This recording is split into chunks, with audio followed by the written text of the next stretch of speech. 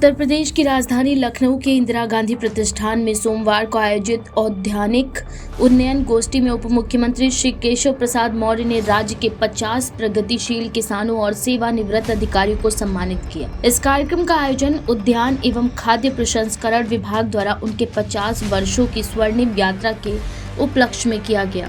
गोष्ठी को संबोधित करते हुए श्री मौर्य ने कहा कि विकसित भारत के निर्माण के लिए हमें कृषि योग्य हर एक इंच जमीन का इस्तेमाल करना होगा।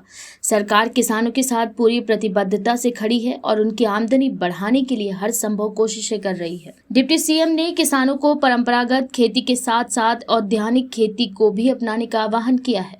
उन्होंने जोर देकर कहा कि यदि उत्तर प्रदेश का बड़ा भूभाग औद्यानिक खेती के तहत लाया जाए तो यह राज्य देश का सबसे समृद्ध प्रदेश बन सकता है। अपने संबोधन में मौर्य ने महिलाओं को फूड प्रोसेसिंग उद्योग से जोड़ने की दिशा में चल रही योजनाओं का जिक्र करते हुए कहा, प्रधानमंत्री सूक्ष्म खाद्य उद्योग उन्नयन योजना के तहत हर जिले में 1000 यूनिट स्थापित करने का लक्ष्य रखा गया है। इसमें महिला स्वयं सहायता समूहों को बड़ी संख्या में जोड़ा जाएगा, जो उन्हें आत्मनिर्भर बनाएगा। उन्होंने बताया कि जल्द ही कॉमन इंक्यूबेशन सेंटर भी स्थापित किए जाएंगे, जो महिला उद्यमियों के लिए प्रशिक्षण और संसाधनों का केंद्र बनेंगे। गोष्ठी के अवसर पर आयोजित प्रदर्शनी में फल, फूल, औषधीय पौधों और फूड प्रोसेसिंग उत्पादों से संबंधित स्टॉल लगाए गए, जिन्हें भारी संख्या में आगंतुकों ने देखा। इन स्टॉलों के माध्यम से किसानों और उद्यमियों को योजनाओं, सब्सिडी और सुविधाओं के बारे में विस्तृत जानकारी दी गई। नीतियों की जानकारी और विशेषज्ञों के विचार कार्यक्रम में भारत सरकार खाद्य प्रसंस्करण सचिव सुब्रत गुप्ता, अपर मुख्य सचिव BL मीणा, NBRI निदेशक अजीत कुमार साशनी, पूर्व निदेशक डॉक्टर RK पाठक और डॉक्टर RK तोमर सहित कई विशेषज्ञों ने भाग लिया और औद्यानिक खेती तथा फूड प्रोसेसिंग की तकनीकी पहलुओं पर चर्चाएं की। प्रदेश के उद्यान, कृषि विपणन, कृषि विदेश व्यापार एवं निर्यात राज्य मंत्री श्री दिनेश प्रताप सिंह ने कहा कि विभाग ने 50 वर्षों में लाखों किसानों को समृद्ध किया है।